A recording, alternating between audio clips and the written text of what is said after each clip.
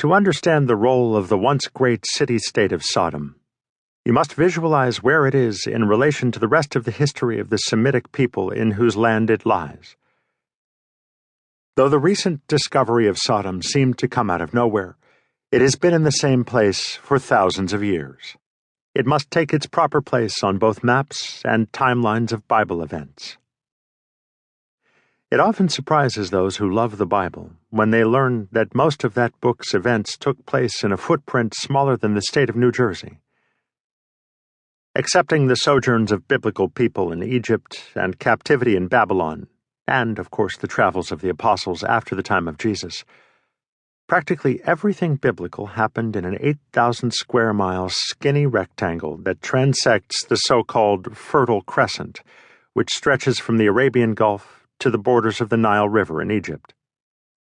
Once a year, Albuquerque, New Mexico-based Trinity Southwest University conducts an archaeological study tour of the Holy Land, crossing back and forth over the fortified but nonetheless amicable borders between Jordan and Israel to see the most significant sites. The grand prize of the tour is a look at Tal el-Hammam, biblical Sodom, over the last days of the tour, of course. But all of Holy Land history, all of the Holy Land itself, is as knitted together as the souls of David and Jonathan. And the lifeblood of the Hebrew people's history is the river in its heart, and the logic of its story follows the great Jordan River south to the Dead Sea. To understand biblical history, you must follow the Jordan, whose very name means descent, as it makes its way through the geography of biblical history. The narrow rectangle of the Holy Land is split, quite literally, right down the middle by the profound valley of the Jordan River. Unlike the upside-down Nile, the Jordan runs north to south through an area called the Great Rift.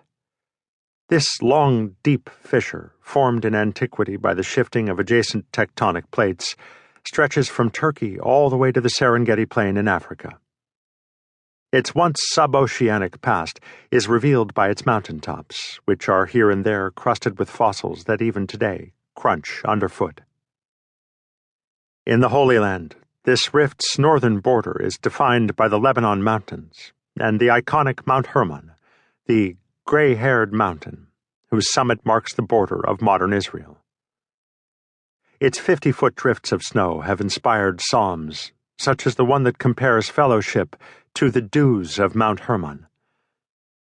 The same snow provides one source of the Jordan River's headwaters, and is perhaps the site of the transfiguration of Jesus, where he communed with Moses and Elijah. Mark chapter 9, verses 2 through 5. How did the apostles know the identity of those two long-dead men when they saw them with Jesus? A guide asks, and then allows guesses until the right answers appear. Moses, by the great light coming from his face, Exodus chapter 34, verse 35, and Elijah by his bald head and excessively hairy body, 2 Kings chapter 1, verse 8. Northern Israel is a thin, vulnerable place, a bruised and bloodied fist that jabs toward its menacing neighbors. Even if there weren't fortified fences, anyone could see the borders of Israel. Just as Egypt is the gift of the Nile, Israel is the gift of drip irrigation. Just across Israel's barbed wire borders, where the green ends and the brown begins, lies both Lebanon and Syria, and the reasons for bomb shelters in every kibbutz. The signs on the roadside tell you not to walk past the shoulder because there are minefields there. Visitors try to digest the reality of still active landmines in a civilized country. They ponder the irony of mosques in Israel, and the contradiction of its population of 12% of Muslims, whose Quran-reading children take part in the Israeli army's compulsory service for all its young citizens.